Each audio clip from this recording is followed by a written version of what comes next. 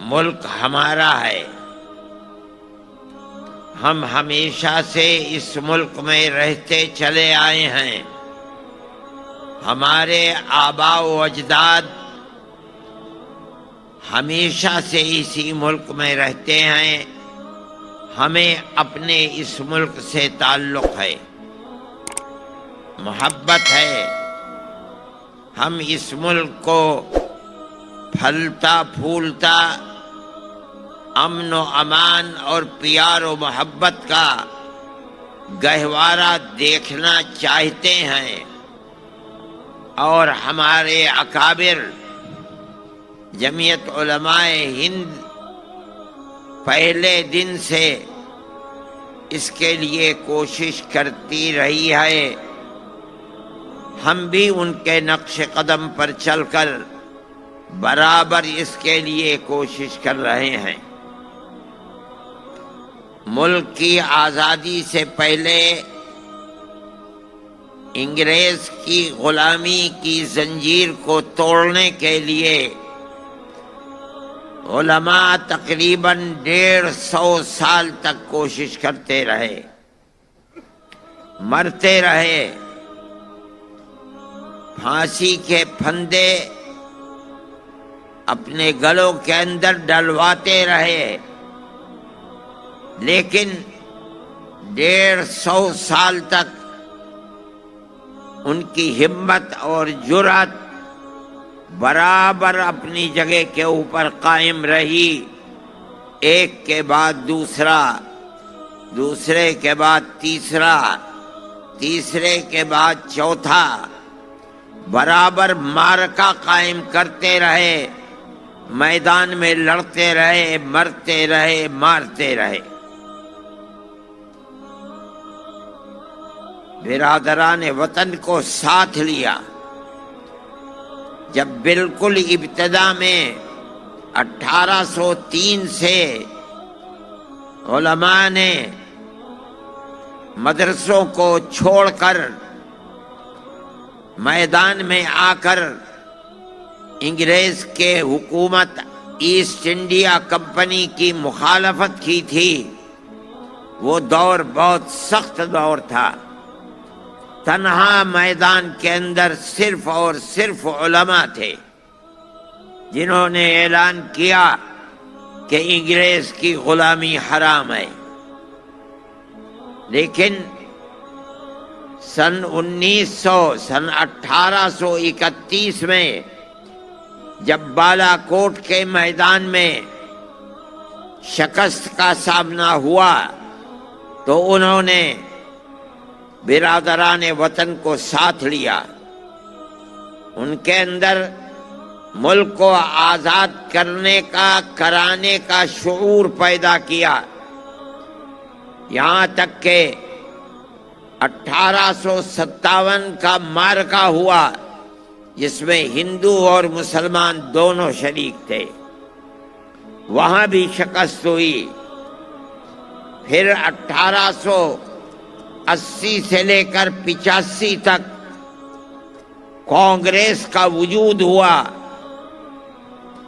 حضرت گنگوہی رحمت اللہ علیہ سے ایک فتویٰ لیا گیا، پوچھا گیا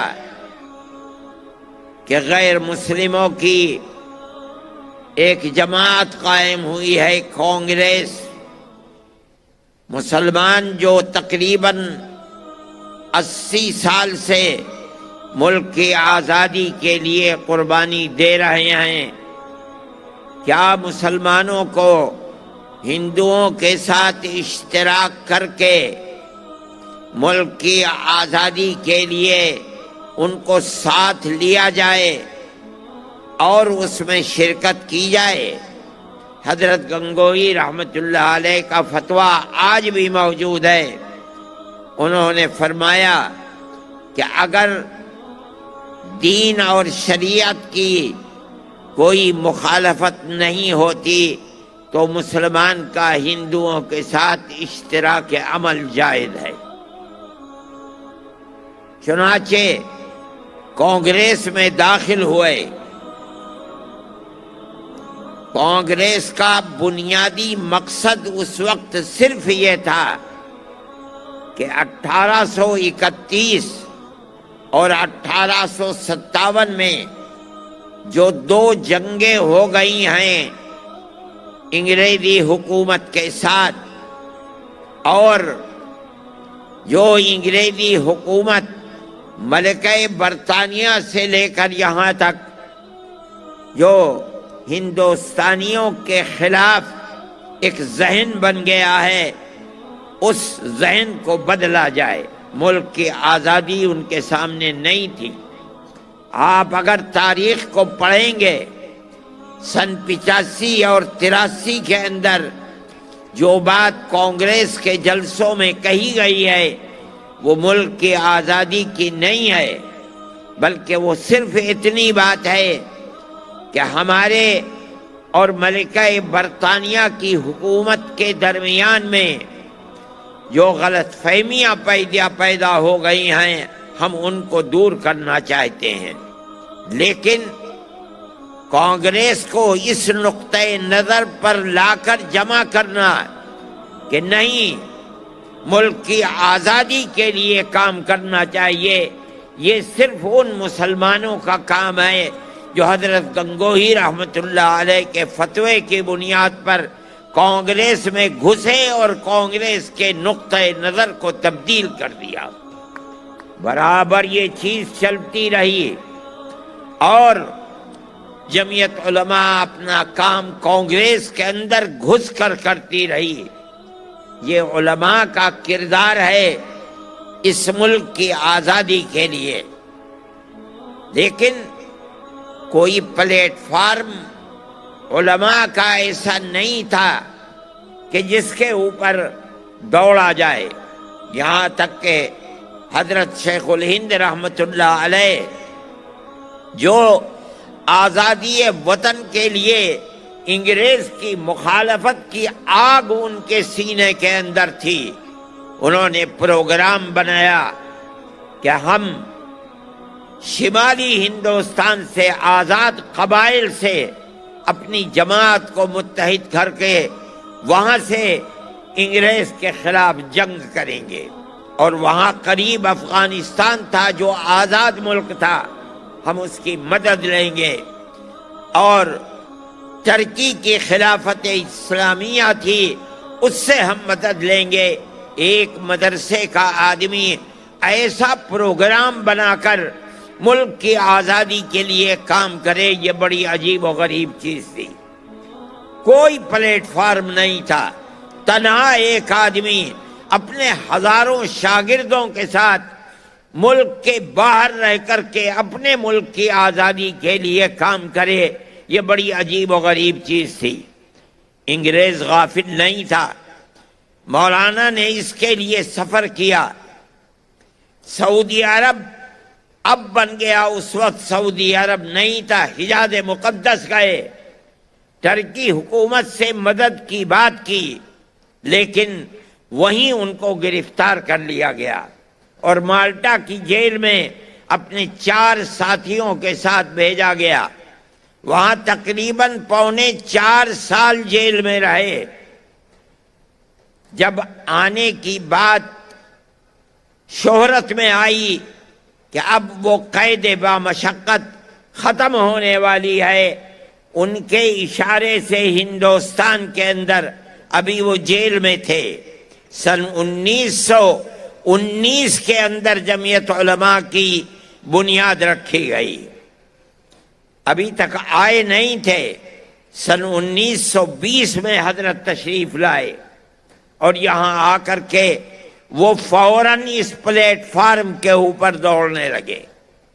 جمعیت علماء ہند کا دلی کے اندر جلسہ ہوا، اس میں حضرت شیخ الہند رحمۃ اللہ علیہ کو پہلا صدر بنایا گیا۔ ان کے دل کے اندر ایسی آگ تھی انگریز کی مخالفت کی جس نے اس ملک کے سب بسنے والوں کو غلام بنا لیا تھا، کہ اس آگ کے تھمنے کا نام نہیں تھا۔ وہ برابر لڑتے رہے یہاں تک کہ اس دنیا سے چلے گئے۔ ان کے بعد ان کے شاگردوں نے جمعیت علماء کو اٹھایا اور وہ انتہائی قوت کے ساتھ میدان کے اندر اترے، جیل جاتے رہے۔ مولانا مفتی کفایت اللہ صاحب ان کے شاگرد تھے، مولانا مدنی ان کے شاگرد تھے، مولانا احمد علی لاہوری ان کے شاگرد تھے۔ ان لوگوں نے اٹھایا اور اٹھا کر ملک کی آزادی کے لیے چلے، بار بار جیل جاتے رہے۔ کم و بیش اپنی 80 سالہ زندگی میں 10 سال انگریز کی جیلوں کے اندر گزارا۔ کیوں؟ اپنے اقتدار کے لیے نہیں، کرسی اقتدار پر بیٹھنے کے لیے نہیں، بلکہ اپنے ملک کو آزاد کرانے کے لیے۔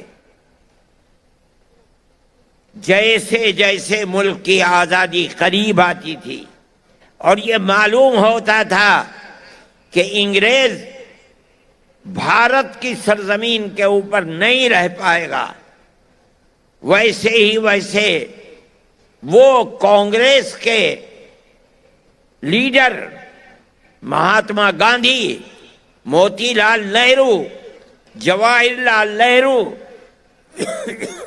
جمعیت علماء ہند کے پلیٹ فارم سے ان سے بار بار پوچھا جاتا تھا کہ ہمیں یہ یقین دلاؤ کہ ملک آزاد ہوگا تو ملک کا دستور سیکولر دستور ہوگا، جس کے اندر اگرچہ ہندو ملک کی اکثریت ہے لیکن ہر اقلیت کو اپنی مذہبی آزادی کے ساتھ جینے کا حق ہوگا۔ اور کانگریس کی قیادت جو رات اور دن ساتھ رہتے تھے ملک کی آزادی میں کام کرنے کے لیے، پروگراموں کو بنانے کے لیے، بار بار تحریری طریقے کے اوپر یہ وعدہ کرتے چلتے تھے کہ ملک آزاد ہوگا تو اس ملک کے اندر نظام حکومت سیکولر ہوگا، جس کا مطلب ہے کہ گورنمنٹ کا کوئی دھرم اور مذہب نہیں ہوگا، بسنے والے اپنے اپنے مذہب کے مطابق اپنی زندگی کو گزاریں گے۔ اسی طرح ملک کا پیار و محبت باقی رہ سکتا تھا۔ یہ کام برابر چلتا رہا یہاں تک کہ ملک آزاد ہوا۔ ملک آزاد ہوا، ملک کی اور مسلمانوں کی بدقسمتی تھی کہ اس کے ساتھ ساتھ ملک تقسیم بھی ہو گیا۔ ملک کی تقسیم کے بعد غیر مسلم ایک طاقت کھڑی ہوئی فوراً، اور انہوں نے یہ بات کہی کہ جب مسلمانوں نے اپنا حق لے لیا اور پاکستان کا وجود بن گیا تو اب ہمارے ملک کا نظام سیکولر نظام نہیں ہوگا، یہاں کی بنیاد بھی ہندوتو کے اوپر ہوگی۔ کانگریس کی قیادت کو انہوں نے اس پر مجبور کیا کہ وہ تقسیم ملک کے اوپر دستخط کر دیں۔ یہ ایسی چیز تھی کہ جو جمعیت علماء سے وعدے کیے گئے تھے اس کے خلاف تھی۔ جمعیت علماء ہند کی لیڈرشپ ہاتھ پکڑ کر بیٹھ گئی اور کہا کہ آپ نے ہم سے وعدہ کیا ہے کہ ملک کی آزادی کے بعد ملک کا دستور سیکولر دستور ہوگا، اگر ملک کی تقسیم ہوئی ہے تو آپ نے تقسیم کے اوپر دستخط کیے ہیں۔ ہماری ٹوپیاں اچھلتی رہی ہیں، ہماری پگڑیاں پیروں کے اندر روندی گئیں، مگر ہم اپنے اس نقطۂ نظر سے پیچھے نہیں ہٹے کہ ملک تقسیم نہیں ہونا چاہیے۔ آپ نے ہم سے جو وعدے کیے ہیں ان وعدوں کو پورا کیجئے، ملک کی تقسیم میں آپ کا ہاتھ ہے، ہمارا ہاتھ ملک کی تقسیم میں نہیں ہے۔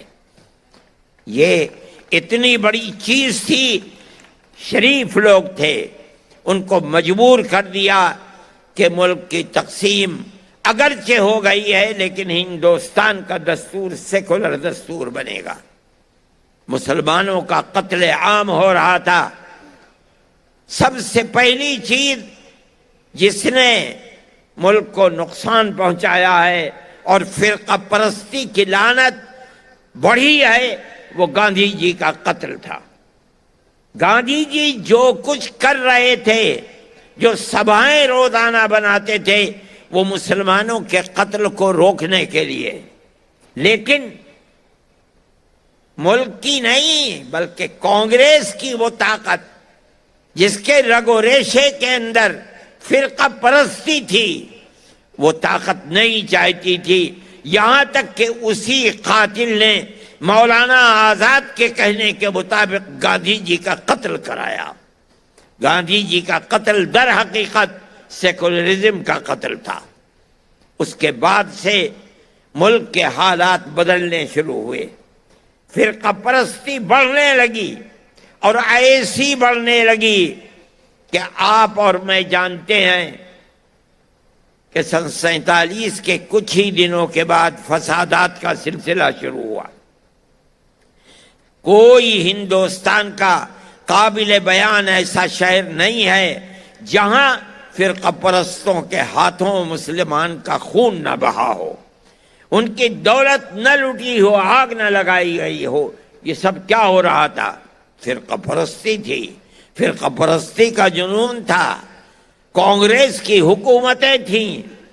ہم کہا کرتے تھے، جمعیت علماء کہتی تھی کہ اس فرقہ پرستی کی آگ کو بجھاؤ، اگر نہیں بجھاؤ گے تو کسی دن یہ تم کو بھی جلا ڈالے گی۔ ہماری اس بات کو قبول نہیں کیا جاتا تھا۔